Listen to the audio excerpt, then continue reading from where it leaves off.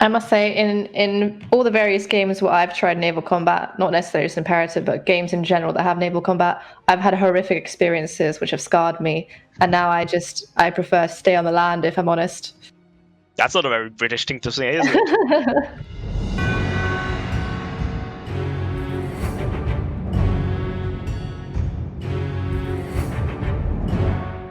Hello everyone, and welcome to today's stream of Imperator.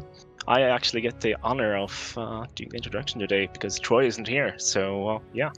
I am Joachim, one of the content designers on Imperator Rome, and I get the pleasure of bringing in an old-timer, apparently.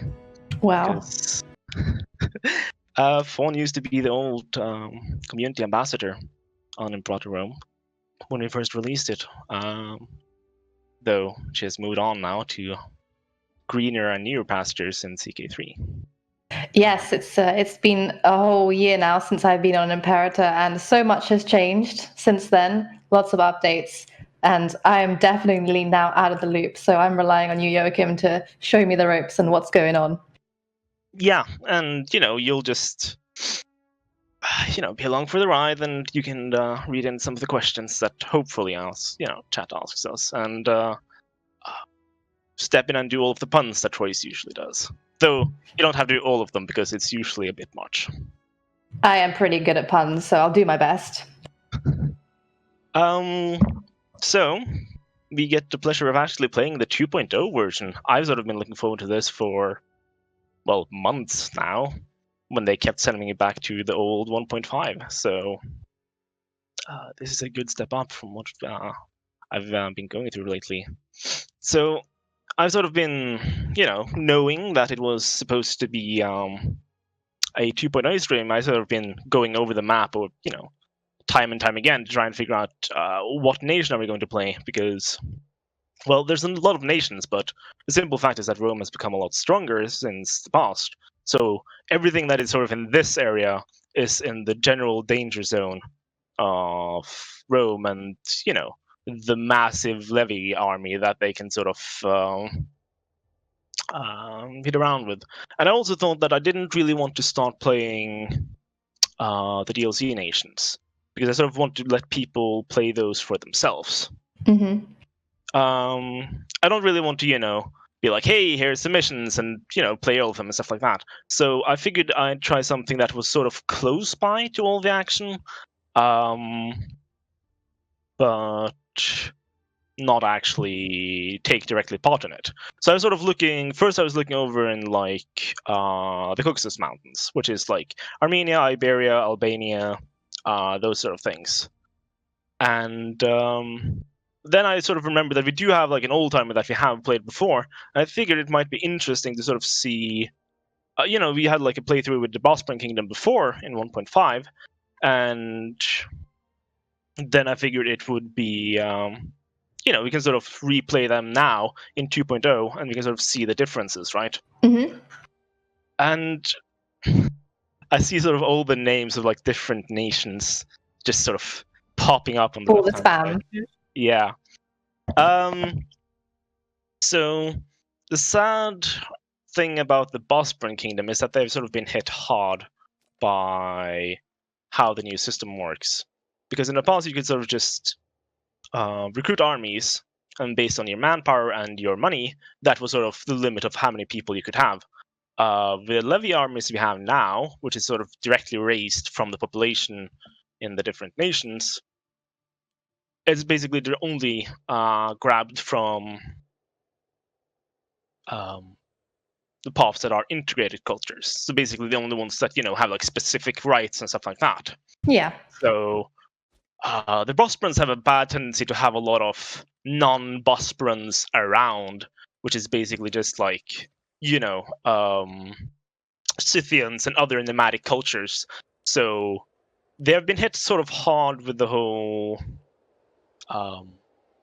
you don't have too many Bosporans around. So our problem is that either we have to start integrating cultures that I'm not a huge fan of, or we have to start assimilating cultures. Which sort of brings us over to our first little thing that I want to take a look at, which is the invention tree. I know that Peter Arheo showed it off a little bit last week. But I figure we could take like a little bit of a deeper dive into it because I've been quite excited about it. I must say that even though last week we looked quite in depth at the UI changes, I'm still hypnotized by all the changes. It's so colorful. It's like eye candy, and I'm just looking around like, whoa, it's so different. Yeah, it is massively different. It's actually quite interesting because the art team and the people that the so-called strike team, right, on the UI and the rework and everything, they had so many different like styles and things that they went through, right? It's actually really interesting to see how it ended up, because you sort of, as an outsider, you sort of see the journey, right? You just sort of see like, oh, here's like a thing that they show off, and here's like a dark version, and here's a light version, and here's one with blue or red or whatever, right? And it's sort of interesting to see what they end up with. And actually, when I heard that they were going for a lighter version, I was a little bit skeptical, but I actually really like how it turned out. It's like, I sort of like the whole color theme and the thing on the side and everything, so it's actually quite nice. Yeah, it's very regal looking. It is, and it's, I don't know, I got sort of bored of the old stuff, so it's actually really nice to get something that's a little bit more colorful and easier to, sort of look at and everything. You must be glad to finally be on this build and not be on 1.5 anymore. It is. So this is, I was actually planning to do this on Twitter, but I refrained from doing it, which is basically, adding like a link to the Gladiator song, the "We Are Free" song, right? The theme. When I learned that we're doing a stream instead of a 1.5, finally I've been freed from it. It'll have to be a belated post. But yeah, no, I think we could take a small look at it. So we have 4 of these different threes that is sort of based on, different fields, right? You have the martial tree, which is like fighting, sieging and defensing, and naval stuff. And similarly, we have like 2 trees for civic stuff. So you have like one that is focused on money making, more or less, which would be, I guess, your tree, going by what you used to do in games. Yes. And then we have one that is sort of based more around like improving your pops and other small like neat effects, right?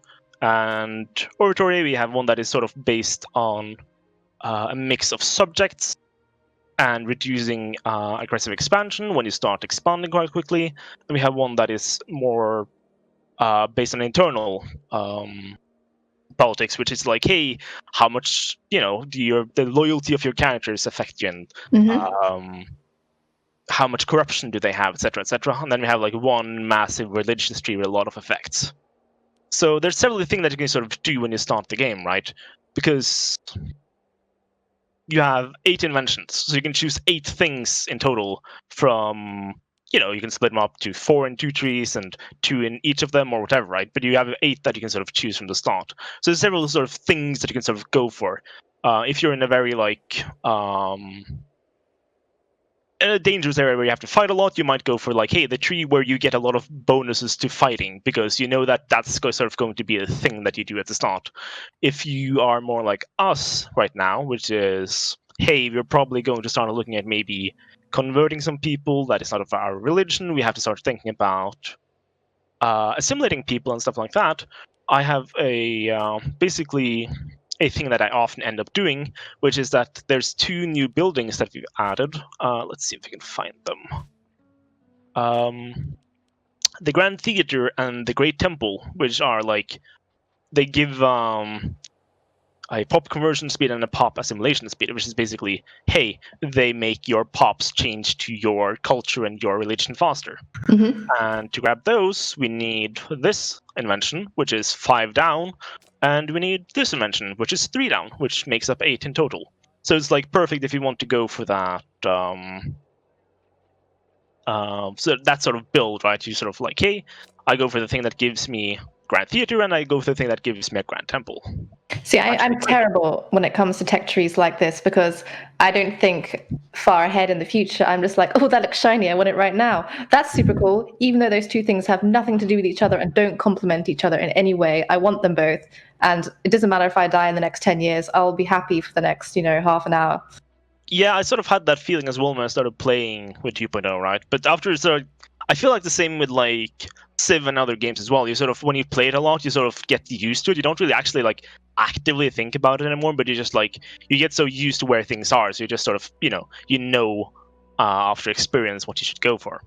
And actually, one of the cool things is that you have the planning mode, right? That Peter also showed us last week, where you can click on what you want, and then you can sort of, put that off for the future. So you can be like, hey, if I want this thing down here, what do I sort of need to grab to get there? So that's actually really nice. That is the dream. I do love games that have some form of blueprint mode. It just makes planning so effective.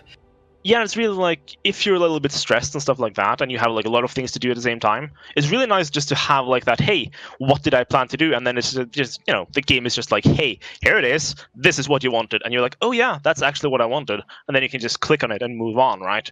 It's actually really, really handy.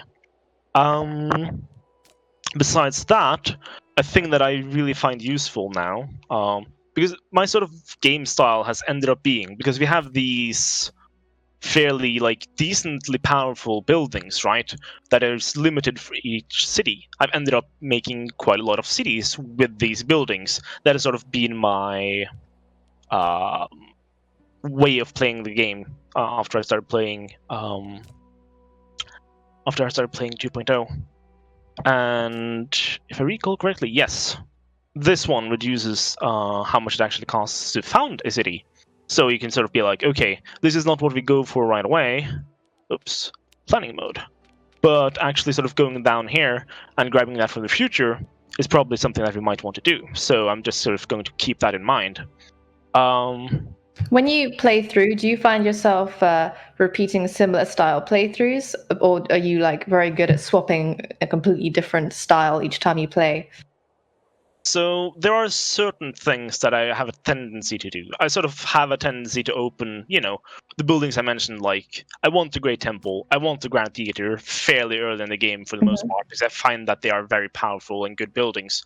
If I play like a monarchy, I often have a tendency to go down in the middle here, because monarchies are very reliant on their ruler's popularity.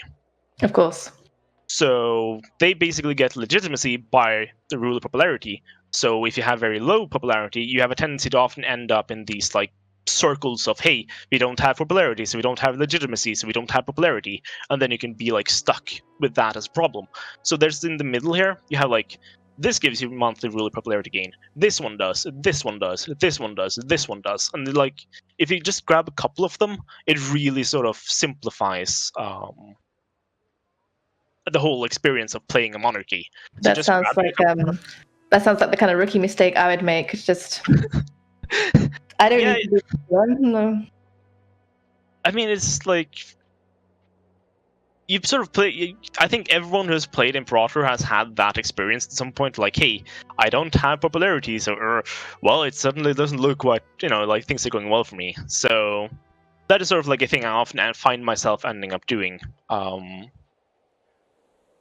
And it's a little bit based on like if I'm a Republic, I often find myself sort of looking at like these loyalties, because I often find that people are a little bit less loyal, and I often find that having maybe some less corruption is good. And there's also the whole like less tyranny is really, really handy, right? It's like, hey, you're sort of looking at it just like, I often find myself struggling a little bit with tyranny because you do stuff that the Republic doesn't necessarily approve of, but you sort of push it through, and you get just like huge stacks of tyranny, and then the Democratic side of the Senate goes, hey, we don't really like you for that, and then you're like, right, I guess we'll just keep on the tyranny train. So it is what it is, right? You sort of find that you end up with like a couple of styles of play, I think. And then I often find that you sort of often have the same starts, but based on what happens in the game, I often have the tendency to sort of go different directions. Of course, yeah, it's totally unpredictable. Yeah, it's a little bit like, hey, what do I need right now? And then you're like, oh yeah, that modifier is really good. Oh, that effect is something that's really neat. And then you sort of, start working that way, basically. I think that is really, really handy is that the way the research works is that there's a max research efficiency, right? Which is basically at 125%. So you have like a very limited how much research you can get, and if you want to actually keep that up, you have to start looking at these ones, which is basically maximum research efficiency. So you're like, hey, do I want to be better at researching? Well, I actually have to start looking for these inventions that actually give you that opportunity, right? So you're like, hey, there's one here, which is really, really neat because it's straight after the one with the Great Temple that I often end up getting. So it's just like one down, and then you can sort of grab that, and it's really, really, handy, right? But there's a lot of them that are sort of stuck at the bottom of the invention trees, and then you have to actually start, spending a lot of inventions to get there. So it's like you have to sort of find the neat middle ground, I guess. And one thing that should be mentioned is that if you look at the arrows that is going between these things, is that you have some that has like a red one and some that has a yellow one. Yellow one means that it can basically grab either. So it's like, hey, if you have either of these two, that's enough to grab this one. So you have to start thinking, okay, how do I sort of progress through the three to get, the most useful one? Pick the path which suits you. Yeah. So it's like sometimes you are going to have both, right? For example, this one is like, hey, you need both of these. Then you have to actually grab both of them, right? But say mercenary benefits can grab either this one or this one over here. So you can be like, you can come down either side and actually get there. So you have to sort of, be like, hey, what are useful, what's not useful, where do you want to go with it, and stuff like that. So not spending the whole stream on just inventions, though I probably could. I think we're just going to grab this. It's handy in itself, but I also want to open this thing. So it's sort of like all of these three is somewhat handy. We are going to have people that is not, unintegrated culture groups. So that's going to be handy. And we're going to grab this one. Then we have open up the temple for when we need that. And then we're going to do the same thing over there. It is. It also gives us a couple of neat effects if you want to start actually expanding. So that's a thing. If I recall correctly, these guys, they don't actually have set deities. I thought they did. We're a little bit unlucky because one of our deities is like a naval one, which means, hey, do you like boats? Because I don't really like boats. It's like boats are very handy, right? You can sort of move around the map really quickly. But when you have this army that is, marching on your capital, it's not really going to help you with a boat. It's just going to sort of sit there and look at your sad capital as it's burning around you. I must say, in all the various games where I've tried naval combat, not necessarily just Imperator, but games in general that have naval combat, I've had horrific experiences which have scarred me, and now I prefer to stay on the land, if I'm honest. That's not a very British thing to say, is it? No, it's I think there's something to be said about naval combat that's always been a little bit lacking in Paradox games in general. I don't really feel like we've ever really nailed it right. I know there's been several discussions inside the company, like, hey, how do we improve naval combat? How do we make it more interesting? How do we make it more, important in a way, right? How do you sort of give it the sort of space that it needs? But it's actually never really worked out in a good way. So I think there's still steps we can take to sort of improve that, but that is what it is. That's not only speaking of Imperator itself, but just in general. So I think we're just going to keep the rest of them as is for now. Question though is, do we actually need any of these effects right now? I don't think we do. I think we could just sort of leave it as is. So what I figure that we do, instead of having a very set target, actually I can start the mission as well. Who else indeed? So instead of actually having a target, there's an ability that monarchies have called Summon War Council, where you can sort of have your most important dudes point in different directions, and then you can sort of, base your conquest on that. So let's have a look. Torika, so basically we can either fight these guys, Nessus, or you can fight Scythia, or you can fight Syndica, which is over here. So what I'm sort of thinking is that we're going to start with Scythia, because I know that they are fairly dangerous now. So if you can sort of grab the other ones around here and sort of just pummel them to the ground from the start, that is probably going to help us out quite a lot, and sort of settling us as the biggest regional power. That's going to, make it a little bit easier in the future. Because as soon as you're sort of the major regional power, you can a lot easier just sort of punch anyone you like and basically take their lands. So just sort of going to make sure that we stay on the top here. I'm still absorbing the artwork of the new pop-up, the event pop-up. It's so good. I just feel so happy seeing this UI work. I have not seen it very much, so... Yeah, it's certainly like a huge step up. And not only that, but it's quite impressive, right? Because actually making the UI of a game is very time-consuming. It's sort of this thing that happens over several months, right, as you make the game. You sort of start off and you're like, hey, we're making a feature, and then you make the UI for the feature, and then you move on to the next thing, right? And you sort of do that over and over and over again. And then sort of stepping back and actually making the UI for a whole game and remake the whole thing in like one stretch is actually really, really impressive. So they did a really good job. I don't actually want to start this yet. I think I'll keep it for later. So what we're going to do is that we're going to try and sort of gather the other ones around here and see if we can all, agree that attacking Scythia is the way to go. So we're just going to start off asking Nessus very nicely. Then Olbia.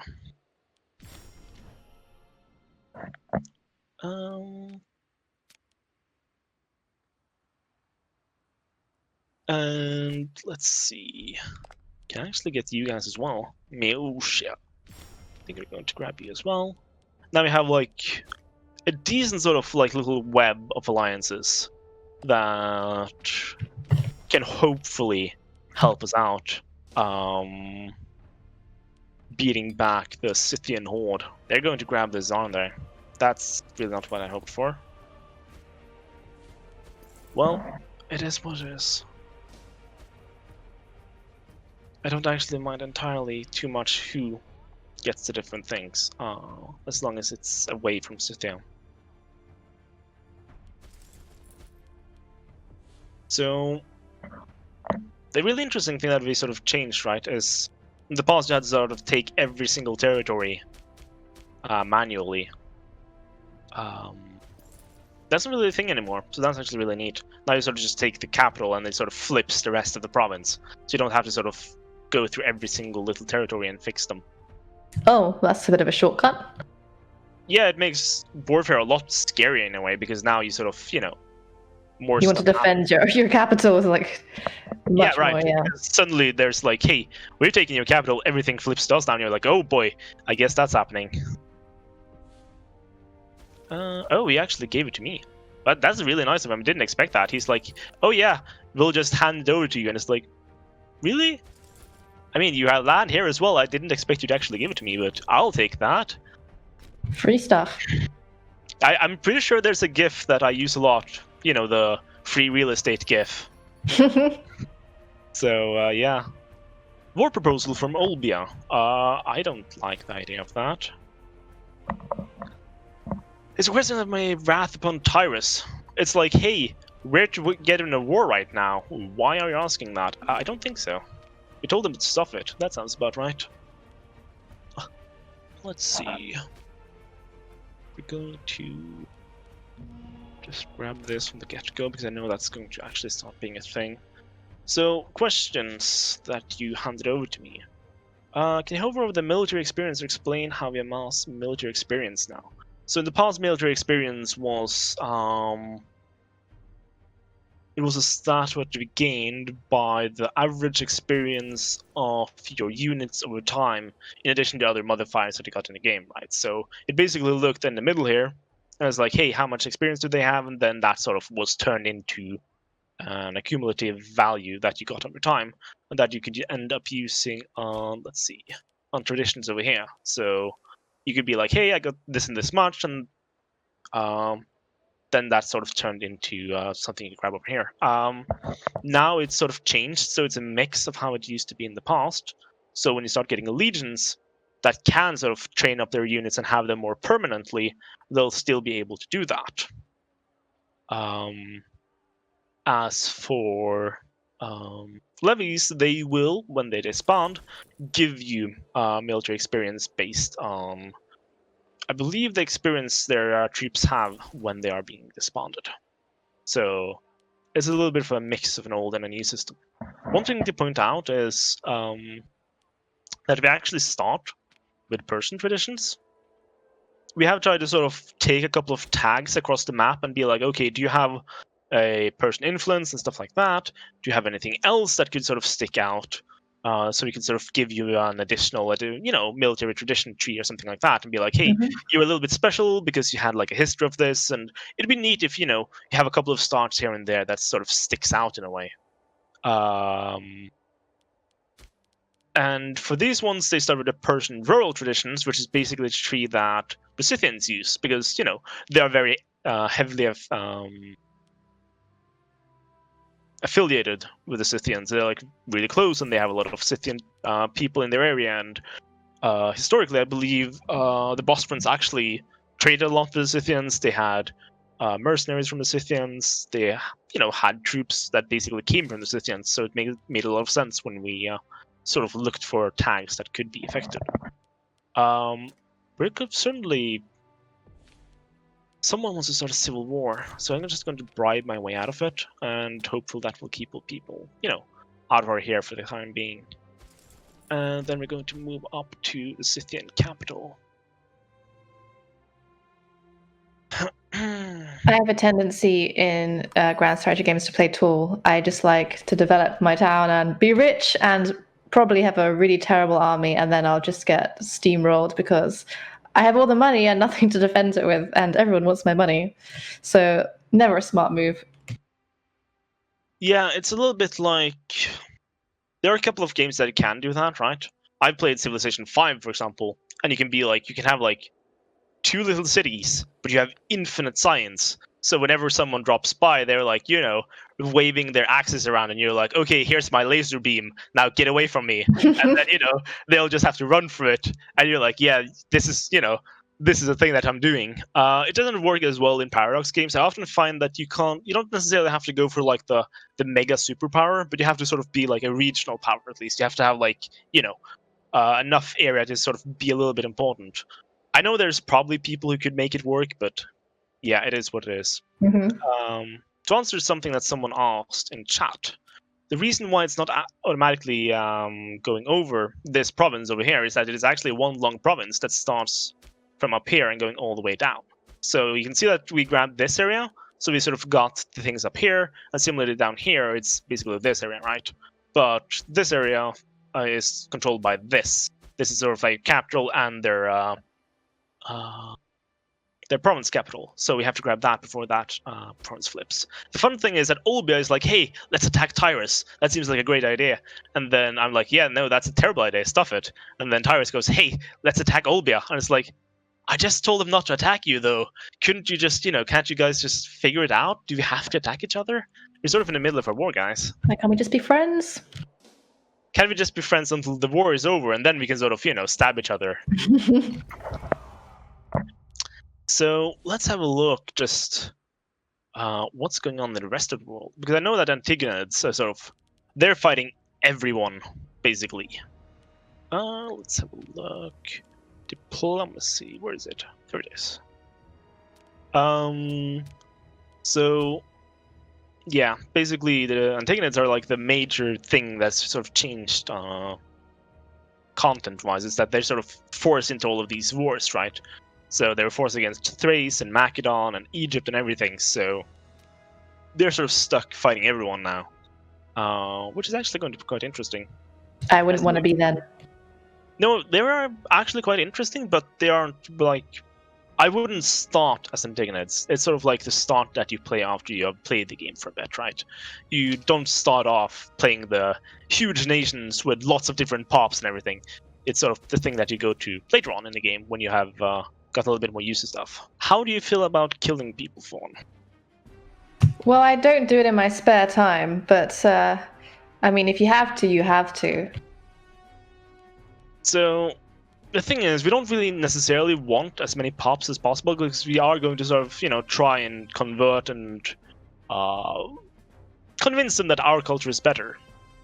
So killing off some of them is going to make it easier to sort of swap the province to be of our culture.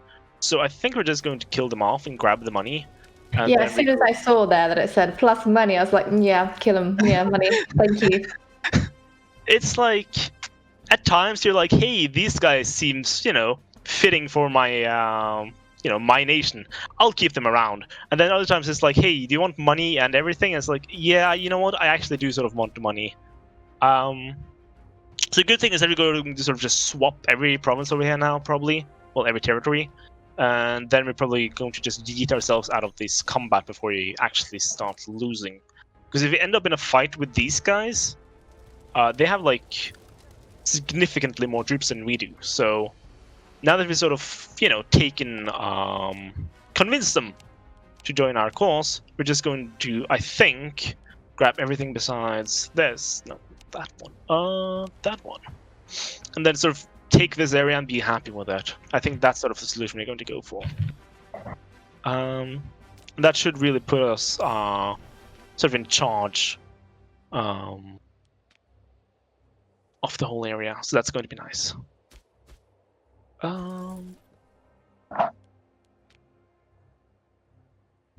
What are those ruby icons? The what now? I don't see any ruby icons.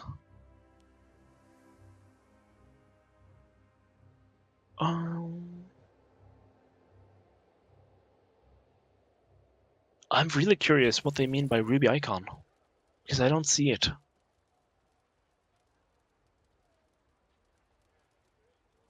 So I think we're just going to keep it like this, and then we're going to, they just have to finish moving, and then we are going to disband our levies.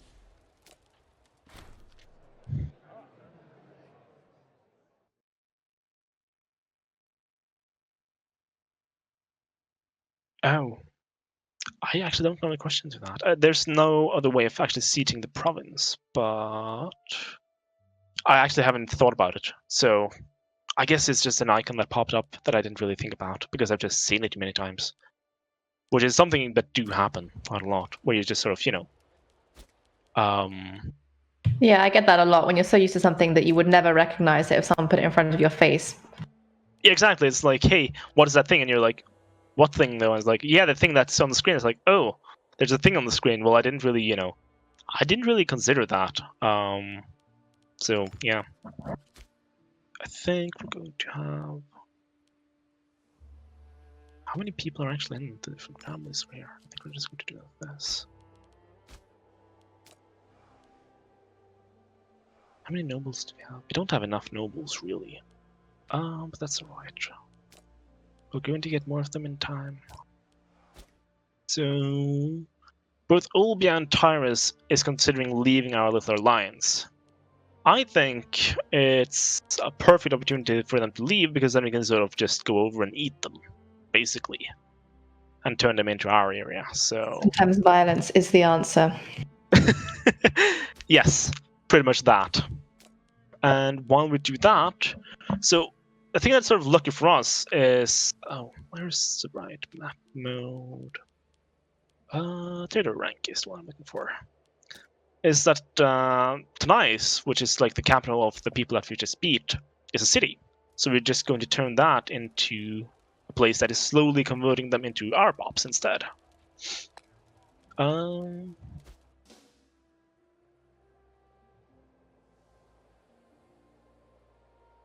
So how do I recruit more levies? So how levies work is that they are based on the amount of pops that you have integrated, basically, in a province.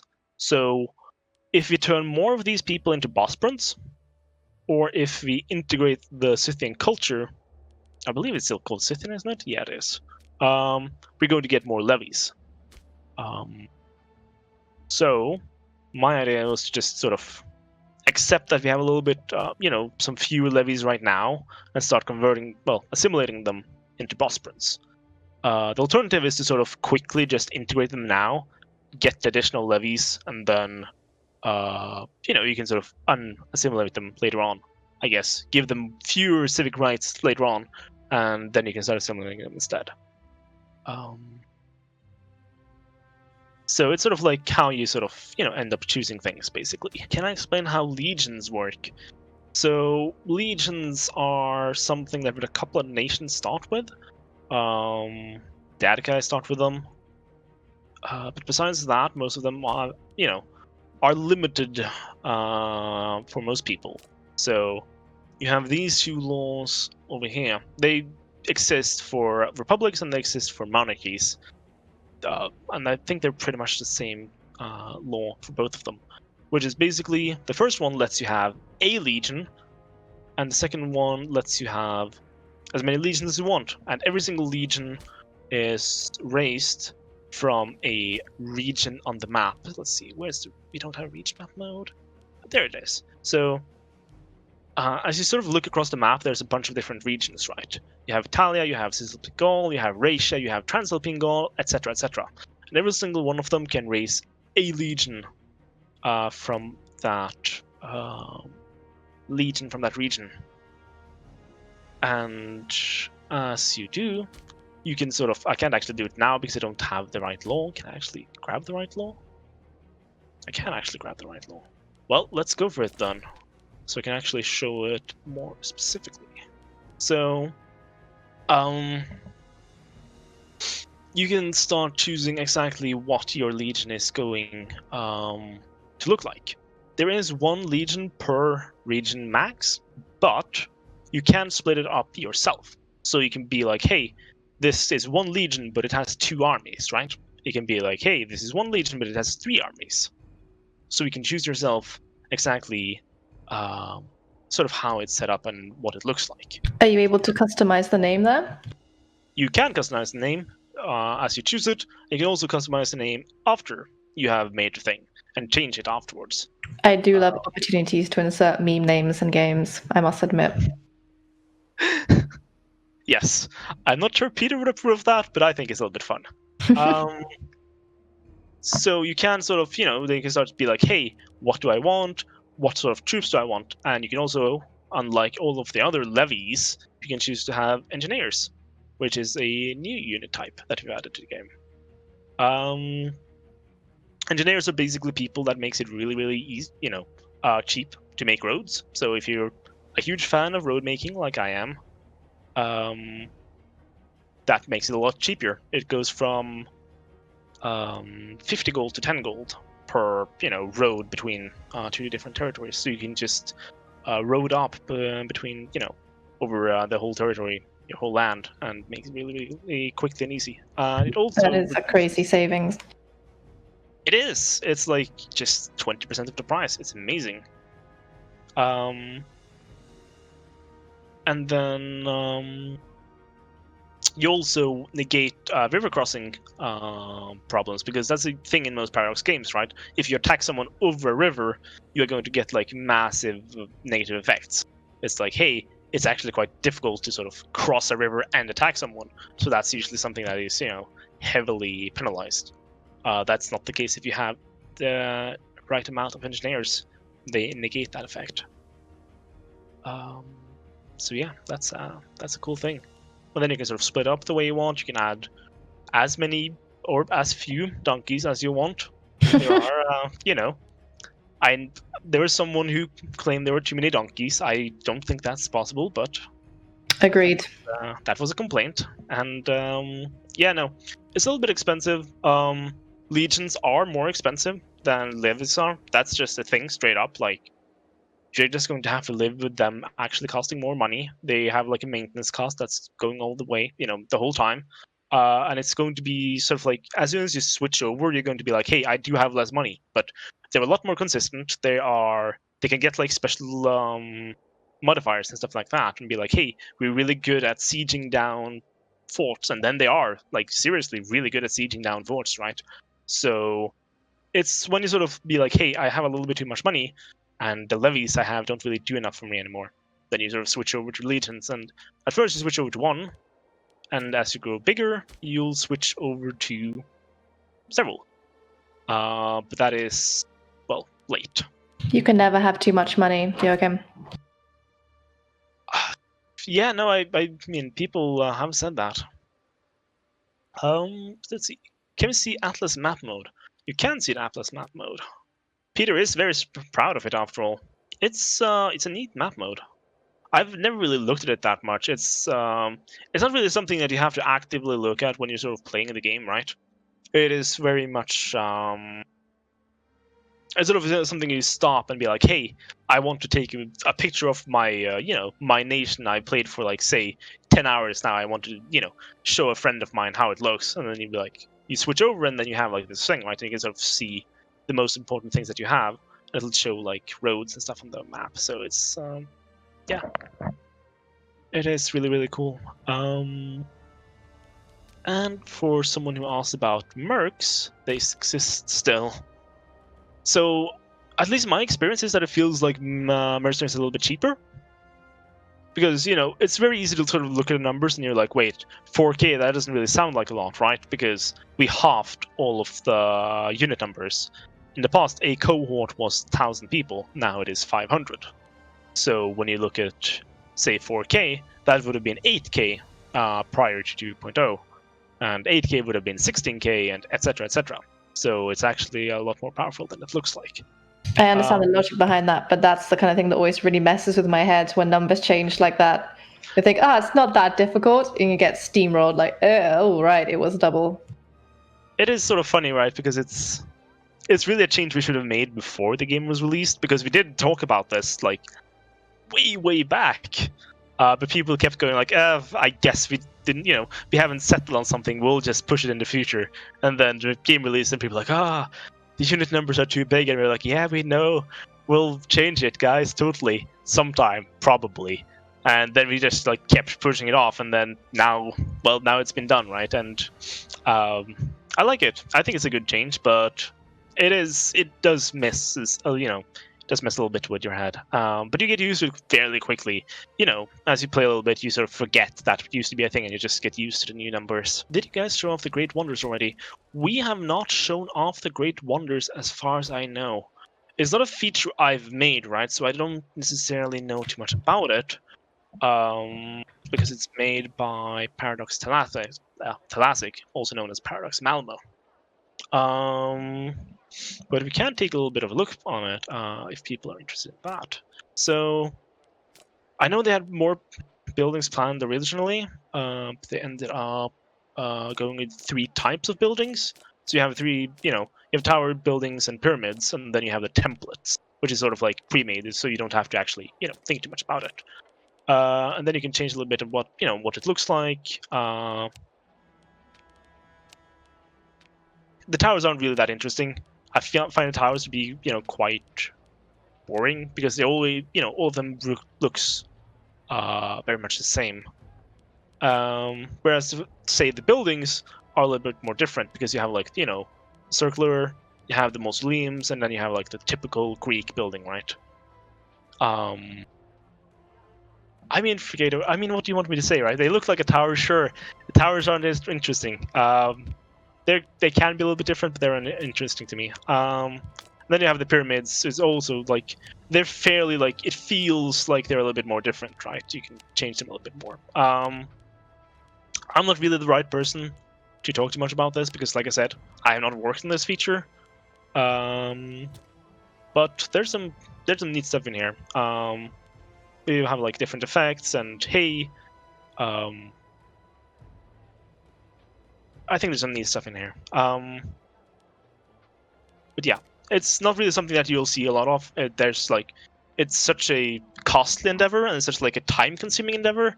So, I mean, there's very few nations that have 4,000 gold to sort of just, just sort of toss out at the start. And then if you wanted to be more fancy, it's going to cost you even more. And yeah. Well, that's really cool. I love how customizable it is. You can definitely make a playthrough feel more personal. Yeah, exactly. And yeah, I feel like they really went for like a very like less historical focus, but more like customizable focus, right? It's like a very like gameplay first sort of thing. I think that has its place. It's not necessarily the thing that I'm going to make too many of, but I think it's sort of cool that you can, do the thing. Yeah, solid gold something definitely sounds like my kind of build. Doesn't matter what it is, as long as it's gold. I mean, not to be mean to the Romans here, but they're like, hey, look at this like marble temple, and you're like, oh, that's really neat. And then 2,000 years pass, and there's like, oh yeah, there's a thin layer of marble on the outside, but on the inside that was really not, that's really not the case at all. It's just sort of like this thin layer. So even though it looks like a fully gold temple, it could be a little bit fake. Yeah. So that's the Wonder feature. Like I said, I'm really not the right person to sell it, but I think it's it's neat in its own way. I like it.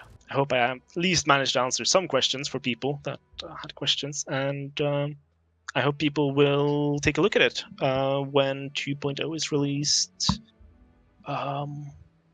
It's the 16th of February, if I recall correctly. Yes, it is. Next Tuesday. So, yeah, no. I hope people are excited, because, we devs are at least.